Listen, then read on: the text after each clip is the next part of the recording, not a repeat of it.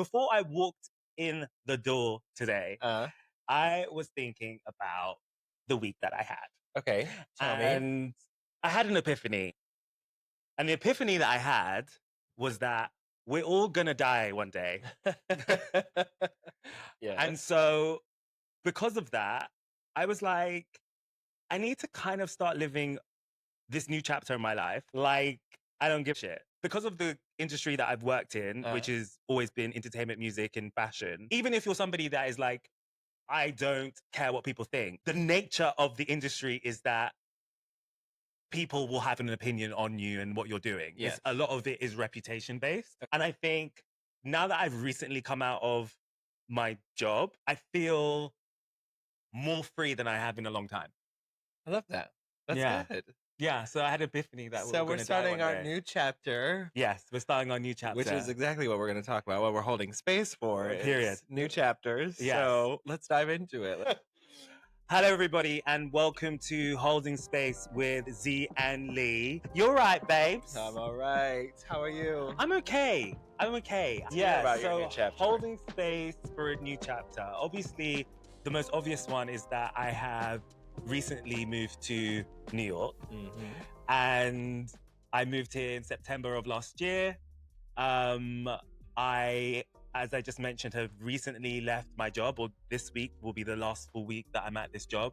I was a talent manager and I literally managed talent, and it was entertainment and influencer talent. And obviously the nature of that job is that you are way more than a manager because you're dealing with their money. When they're not in the room, you are talking about them. So they need to trust that you are somebody, they need to connect with you in some way to be able to have that level of responsibility in their life. And so you become their, depending on who it is, their best friend, their husband, their accountant, their therapist, everything. But also just a new chapter for me personally. Yeah. I've said to you before that I didn't realize how I was depressed when I was in London. So I went back to London in January for a couple of weeks because a client was filming a TV show. And it was one of those moments where you could kind of look at yourself, have a sort of, what was it, out of body experience by being there. Because I was like, I've changed so much in such a short amount of time. Yeah. I've been in New York now for 4 months. And I realized that when I was living here, I had this low vibrational depression. And not depression like when you were living in London. When I was living in London. Yes. And not depression where I can't get out of the bed. Yeah. I need to be on lithium. Is that a depression tablet? Lithium. Isn't that a battery? No. Lithium batteries? No. Yes, it is. Lithium is lithium is medication. They gave Britney lithium. Oh. Yeah. So anyway. It's also a battery. And so what was I saying? Sorry. Thank you for that. Depression. So it wasn't that I couldn't get out of the bed. It was more that it was over time.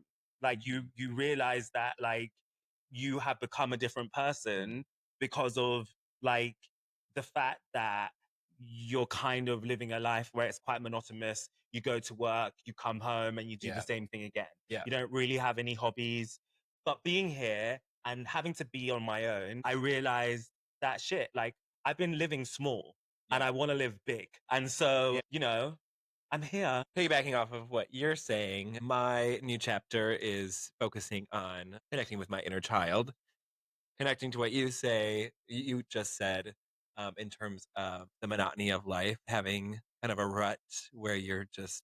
Are you in a rut, Zach? I have been. Okay. We're not so much there anymore.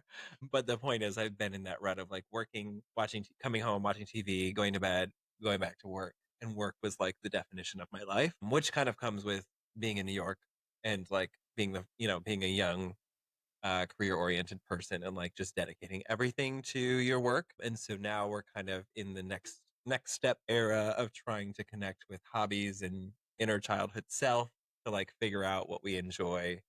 And you are trying to connect with your inner child on your own, not with therapy, not with a coach. So when it comes to emotions, I don't get stuck in emotions all that much. What does that mean? Meaning that people can oftentimes get stuck in feeling a certain way. Okay. and not be able to get themselves out of that. And I think that's where therapy is ultimately used to like get yourself to see from a different perspective or get yourself to shake whatever it is off. So the way that I process things is like I love the emotion, fully absorb the emotion, but then I can logically understand why I'm having the emotion. So in a way I can therapize myself, which I've talked to people before and they're like, those typically are the people that actually need therapy the most because you can talk yourself out of having emotions. And you said that you are no longer in a rut. Correct. How have you got yourself out of your rut? Well, Well, I joined volleyball. That was like the biggest thing. volleyball. Actually, funny story, everybody. Lee and I decided to try out for volleyball at the same time. Well, Lee said that he was going to. I And then said I was going to volleyball And then I was like, tryout. actually, I've been wanting to do that for multiple seasons, and I just have not done it. And so it's like, I'm going to do it with you. And anyway, we both go. We have different slots for tryouts, and I have a great time. Did you? Listen, I didn't understand what tryouts mean. I thought tryouts is you try out. I didn't realize that you go to tryouts and you are trying out with athletes. Like no one told me that that is what is. I thought I was going to see, You try to make a team. babe. They said to me that like it will be people of all different skill levels, Yes. right? But the people that were in the class that I was in, Yeah. they clearly have been playing volleyball for a very long time. Uh-huh. I haven't played volleyball since I was 12, right? Yeah. I used to be good at it when I was 12. Yeah. So I thought, okay, maybe this is like riding a bike, right? You'll go back and you'll remember. I got in there, and the first thing he says to me is, what position do you want to be in? And I'm like, what positions are available? I don't really know. I had the same issue though, to be honest. And so Zach kindly pointed out after we had been to tryouts and we were telling a mutual friend about how painful it had been. And Zach kindly pointed out that I actually had never been to the tryouts and it was the warm-up that I had walked out of. So Lee did not even go upstairs. Thought the tryout was done as soon as that first hour was up. I appreciate you spilling all my tea. Let me ask you, did you make the team? No. Oh. Baby, I didn't even know what positions there were. Of course I didn't make a team. You didn't make the team either. But... And this is a gay volleybable team. Yes. Just wanted to point that out. There are straight people who join. Oh, really? It's inclusive. Yes, it's very inclusive. That's so.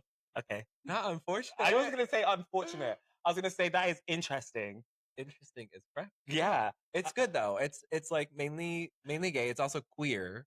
So there's a lot of different people like in terms of gender identities and stuff. Did you join because it would be a good way to find friends or a man? Or both? I joined, so this is the route we're going for Zachary's inner child is to get out there pursuing hobbies that I'm interested in with the hopes of connecting with people in whatever level. So like that could be other gay people, another homosexual, that could be a straight person. Okay, fine. Yeah, just whatever it is, just getting out into the world instead of sitting in the apartment. But again, that's a hard thing. Which if you're you've out done and about. An amazing job. So that's kind of what we're doing right now. That's your new chapter. Yeah, that's the new chapter. You know, I was thinking that my new chapter also might mean a new man. Yeah. That hasn't worked out. And I have to admit that you and Keith were right because I came here going, well, it's going to be quite easy for me to find a guy. Yeah. And you guys turned around to me and said, laughed in your face, pointed at you. Dating here is trash. And I was like, what do you mean? I've been on so many dates. Yeah. And you guys said, that doesn't mean anything. No. And I couldn't understand that because I come from a country, England, London, by way of St. John's Wood, that the market is quite empty. There isn't anything there to buy. Yes. And so when I say that, like, oh, okay, I'm going to find someone here because I can go on 3 dates in a day if I want to. And have. You just want to spill all my tea. That's okay. That's fine. As long as I can return serve. Absolutely. Okay, fine. Please. So you can edit this out. I'm fine. I'm an open book. what I realized is from being here now for 6 months, 7 months, is that yes, the market is full. There are lots of options. There's lots of different donuts and lovely sugary things that you can purchase. But you get home and it's either two things. The donut is stale, or the sugar has meant that you've got cavities in your teeth. And I've realized that I've got cavities all over my teeth. And so I've stopped dating right now because I don't know. I started to feel like I was the problem. Yeah. Am I the problem? No. I was saying this to you last week when we went to that thrifty store. Oh, yeah, store. yeah. Yeah. That I feel like I'm the problem. And you were again laughing. But it's okay. No. You're definitely not the problem. It's definitely a convenience thing. New York is so focused on convenience and how you can benefit somebody, so the dating pool reflects that. Like when you think of what New York is, right? It is selfish, getting yourself in the door, progressing yourself in whatever way. It can be professional, it can be personal, whatever it is, right? Like it's built on selfishness. So that definitely bleeds into the dating pool, right? If you are not convenient, if you're not at my disposal when I need you, then it's not going to work out. But everybody wants that. So like nobody's going to get that if everybody wants that, if that makes sense. So yeah, it's definitely not you. It's just I feel like it's been quite extreme. I've either met guys who are like, I want to be in a relationship with you right now, or I either meet guys that are distant and then don't want to talk. Like, there's nothing in the middle. Yeah. There's just no answer to that. There's no good answer. I think the problem and the issue that I've worked out, the reason why it's so terrible is everything to do with foreskin. But Zach didn't want to talk about that this week. So we'll have to save that for another week. Another week. Yes. Okay. Is there anything else in your new chapter that you wanted to No, I think we mention? should jump into Deep or dumb? Deep or Dumb. Deep or dumb? And we can transition by saying, talking about coming off of the dating world that you're experiencing. I have been talking with friends about when the dating scene fails you, whether that's a breakup, whether that's just being tired of going on dates and putting so much energy into people who don't reciprocate, whatever it may be, right? When that fails you, what should your focus be? And the reality is that you have so many friends that you can romanticize your relationships. Are you with. hitting on me? Yes. Are you trying to The tell me bed's right over something? there.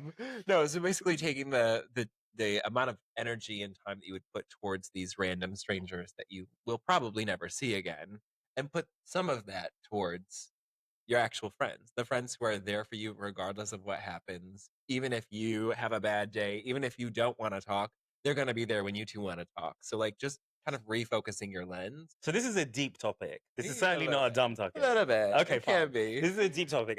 I personally feel like this is always going to work out where you're going to want to go deep. Absolutely. And I'm always going to want to be dumb. But anyway. What's your dumb take? Dating your friends? No. My take on it is, I don't know if it's deep or it's dumb. It just depends on what people think about my answer. I have believed this for a long time because I realized that like I have so many men in my life who are my friends and they understand me. We have the best relationship.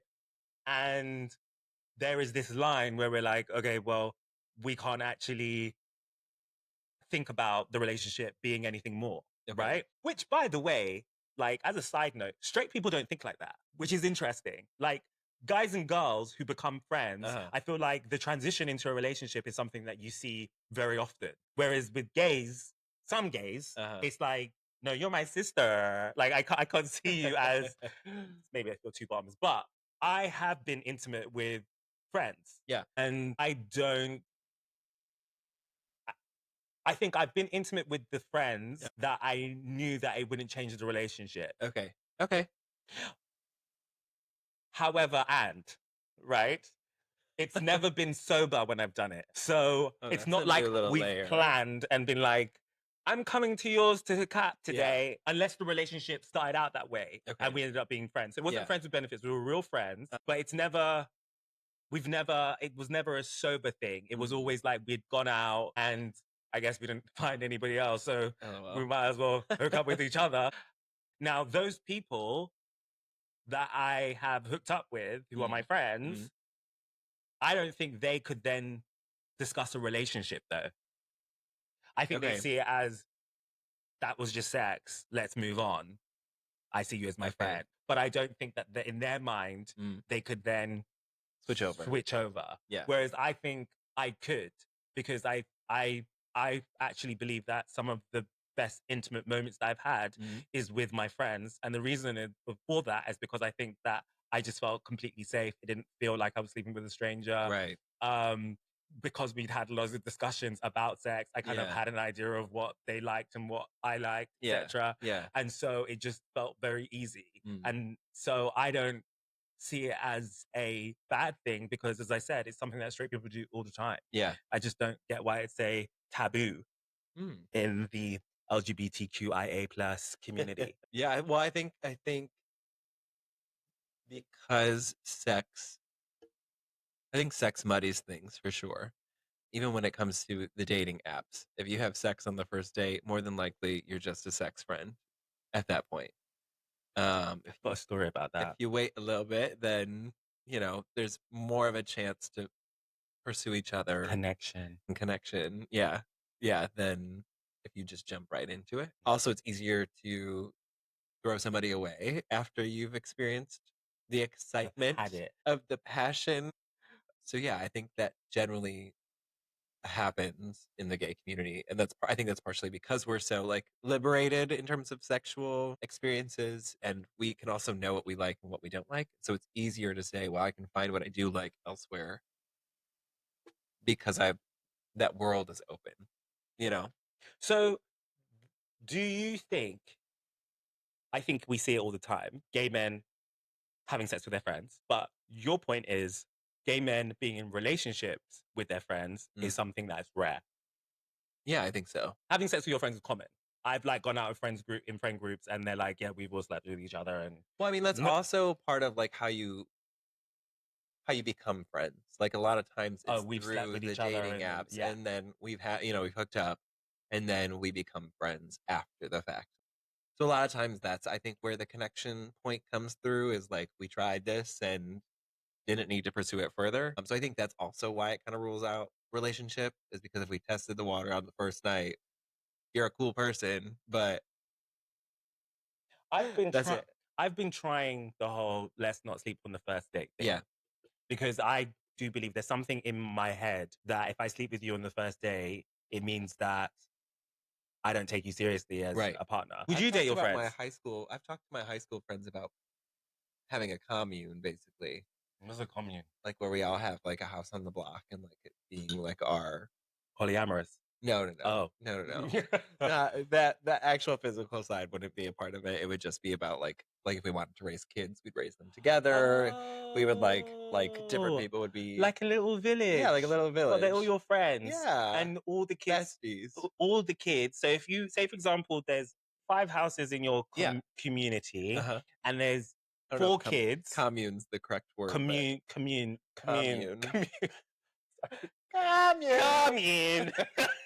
Anyway, cul-de-sac. It's a cul-de-sac. A cul-de-sac with 5 houses. with 5 houses, and you have 4 kids Yes. that are living in the cul-de-sac. Yes. All of those kids call all of the different Kind of, parents. yeah. They all call you daddy. Those kids I mean, have they might call us six uncle, dads. but like the fact is, like, we'd all be working together to like sustain. They would see them as a guardian, though. Yes. Okay, fine. Yes. So yeah, we've definitely talked about that. In terms of dating my friends, no, You wouldn't. Like so the interesting thing about me is like I want to know everything about my friends. I want to know your nudes. I want to gas you up. I want to know your sex life. I want to know everything, because to me, that's my friend. I want to like be able to like cheer you on for everything. But at the same moment, there's a mental boundary that as soon as we're not interested in each other, I have to put it up, not only for protection for myself, but protection in terms of like how do we keep this the way that we want to keep this, right? If we push a boundary that has already been set, then that means you could be gone. Whether you think that I pushed the boundary and it made you uncomfortable, so you're going to leave, or you push the boundary and. So doesn't it just depend on who the friend is, though? Because, like, I think if you have a good relationship with that person, a really good foundation, and then you decide that you're going to be intimate with that person, that shouldn't affect your relationship. Unless something went awfully wrong during that experience. Yeah. But then I think you should be able to talk about it. I agree. But yeah, I guess then I haven't had any of those types of friends that I would foresee changing the boundary. Listen, in regards to your friend, I think that my opinion is that they should certainly pursue that. Pursue what? They're friends. If they're not having a good, if they're not having a good experience with experience. Sorry, we're cycling back. Going to the market. Yeah. Okay. I'm cycling back. I think that they should pursue their friends. Yeah, absolutely. I agree. Would you be a friend that they could pursue? Yeah, but not on that level. Not like what you're saying with sleeping with friends. Like in terms of romantic Dating. Yeah, dating your date. Oh, you would go on a date with all of your friends? Yes. Oh, but you wouldn't have sex with your friends. Correct. So you go on the date with your friend, you realize that you do have the connection, then you have the sex. Whereas I'm like, let's have sex. No. Sex is not a part of this at all. Dating. So, why are we going on a date then? No, dating your friends is like pursuing your friends as if like you need to get to know them more, as if you want to have one-on-one moments with them. So it's as if you're dating somebody, but it's not actually dating. You just described really good friends. The goal, yes. Okay, fine. Yes. So like, but like when you're, a lot of times when you're focused on dating actual friends. People that you want to pursue in a relationship. Got you. Your friends take the back seat, right? Like you forget about them. You don't give the amount of time that you should to the people who are always there for you. Right. But you're giving a ton of time to somebody who may disappear the next day. Oh, I see what so you're saying. I'm saying dating as in quote unquote. So my version of dating your friends is just allowing yourself to romanticize your relationship with your friends in terms of creating like this beautiful love, not in terms of like I want to marry you, but in terms of like we can go to a nice dinner, you and I. We're gonna spill a tea anyway, whether it's at a coffee shop or a nice dinner. Let's go to the nice dinner. Do we get to hold hands? Sure. Do we get to kiss? No. Depends on the friend. I think depends on the friend. Can we go home and sleep together with a movie? Sex? No sex. Hug, spoon. Maybe. Depends on the friend. Okay, fine. Yeah. Yeah, okay. I think it depends because like people who are more physically affectionate and that's part of their love language. Yeah, I can be quite tactile. Right. Like if that's a part of the friendship, absolutely. Absolutely. But the boundary would still be probably not having sex. Okay, fine. Or there's still got to be something that would separate the sex, the friendship from the sex and the intimacy, intimacy, like that level of intimacy. The relationship that you're trying to pursue with a man. Yeah. Like, what's the separation between the two, right? Okay. I get it. I understand what you're saying. So take sex out of it because that's a whole separate conversation. To some friends and to some friend groups, that is accessible. That is a part of it. I just want a finale. I live for that for you. Where's the finale? What I so crave. I still do crave like having friendships that we can be naked with all the time. Like let's just be on the beach naked. Fine. I need to be like comfortable. Like I want friends that are comfortable doing that with me because I'm ready to do it. Do you know what? When we were talking about this podcast, I said this podcast is not going to be the sex and relationships podcast. We are. We just can't help it. One episode. Like moths to a flame. We are homosexuals. We are homosexuals. I was like, this is going to be an intellectual podcast where we discuss the real issues. And we're like, can I fuck my friend? That's you. Literally the only person saying that is you. Not me. Not Hermione. Not Hermione. You. Are we moving on? Yeah, I think we can. Babes, we're coming to the end of the show. Yeah. It's been nice holding space with you. Babe, see, we're close friends. We're practically dating. I'm going to start taking Lee's nudes, just so everybody knows. Oh my God, my nudes are really bad. Every time I send nudes, I know we have lights now. We have lights? We have nice. They're so dark. They're so like one guy was like, "So where is it?" It's like, "Where are you?" So yeah, friend. Dear Z and Lee. Yes. So obviously this is the part of the show where you guys can write in, leave a comment, ask us a question about us. Obviously, nobody's writing in at the moment. So what we've decided to do is to take questions that our friends have asked us personally and just ask them on the show. Applause. B, what's it like living in New York in this political climate? Well, I can talk about New York City because New York State is quite different. I went upstate and I was like, this is interesting. Yeah. This is different. This doesn't feel like Manhattan. These are different people. So, quite generally, the city is its own world, yes. right? Yeah. And that doesn't change overnight because there's a new administration, a new president. I think that, yes, I think people are more vocal with their political positions. Yeah. Whether that's the hat that they're wearing or the t-shirt that they're wearing or where they're deciding to protest. But generally, I have not noticed a change. Given that I was here before the election to now, I have not noticed a change in the city in a way where I've gone, okay, cool. Do I need to book a one-way ticket back to London? Yeah, I think the biggest change. So there's a few different times where you can feel the energy change in the past. Like, for example, well, maybe we won't get into that right You now. can say 9/11. No. Oh. No, I wasn't getting into that. From what I've heard, actually, that was. Well, you don't need to say that. Never mind. Lord Jesus. No, when administrations have changed in the past, there has been energy shifts, like where you can feel like there was once where you could feel a weight lifted off of everybody. There was like a celebration happening in the streets, right? So yes, you're right. This time hasn't really felt much different. The one thing that I have noticed is people more vocal about questioning things that are happening. Meaning, like, regardless of how they voted, there's still some like, oh, this is happening. Why is this happening? Why is this going into play? Why is this going into work? And it's an outward conversation where everybody is like asking the same question regardless of political affiliation. Like, how is this going to impact us from a company standpoint? Like the tariffs, right? Like, how is this, like, why is this happening? What is the end goal? Because from from our side, again, regardless of your political affiliation, it puts in a massive hurdle for us to figure out how to produce clothing in the vast amount of countries that are all facing tariffs. So, like, regardless of where we've shifted product in the past to help avoid things or whatever it may be, this is now a new. So you're saying less on like the people changing, more like how are these policies affecting the city/state? Yes, but I think it's like the conversation though is open. I know I had family members, extended family members, aunt and uncles that went to their first protest, and that it was that. Really? Yeah.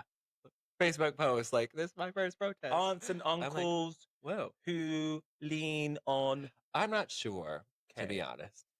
I'm not sure. Okay, because that would have been I spicy. cannot confirm That would have or been deny. spicy if it was like a No. right wing. Yeah, I'm not sure. I family mean, member. but the point is the fact that my not older, but not like too old, but like older aunts and uncles are feeling the need to protest when they have never protested in their life.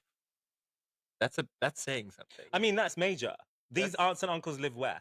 In Michigan. Yeah, that's major. Yeah. Though, because if you told me the aunts and uncles lived in Bushwick, I would have been like, oh, okay, cool, like sure, Well, whatever. but still, your first protest being in your Oh right, I totally missed that point. 60s, I think some 60s. I'm trying to think of where they're placed in the big family, but I think I want to say 60s. Forgive me if you ever listen to this and it's the wrong age. He's made you seem like you're 60 and you're 42. No, definitely not. 'Cause my mom's the youngest and she's in her 50s, so it's gotta be 60s or 70s, but I think 60s.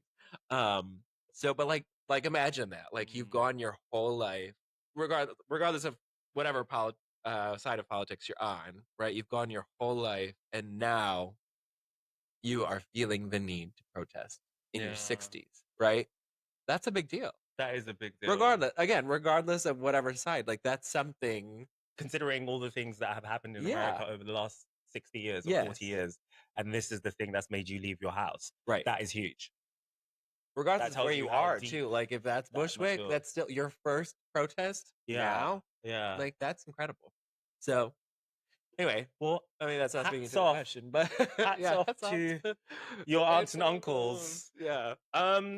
Yeah, I can't really say that there is a big difference that I can put my finger on, but also watch this space.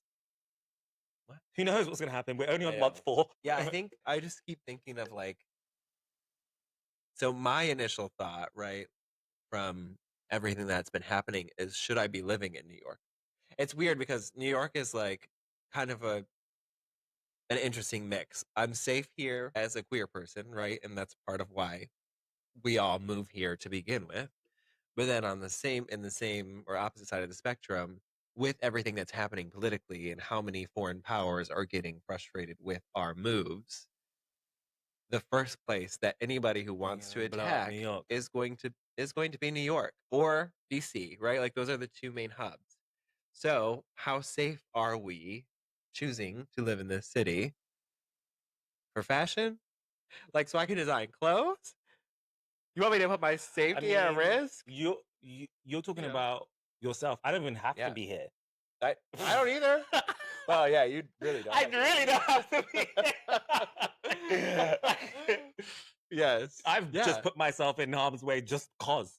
But I think, like, so that's been my biggest concern. Like, what happens if power gets cut off? Like, what, like, there's plenty of things. Some people will say that they're like fake concepts or conspiracy theories, but there's plenty of things that could realistically happen, right? And so, like, how am I, as somebody who lives alone in Brooklyn, prepared if something happens? Like, what does that look like if there's do no we need power, one of those doomsday kits? Yeah, like, do I need? That's literally a question I've been asking. Do I need something just in case, right? Do I need to have an escape route just in case? Like, from here? Yeah. Do I have a car? Like, what if I literally was talking to my mom about this the other day. Like, I don't have a car. I don't have a place to go. I'm in Brooklyn. So if bridges go down, we're stuck out here.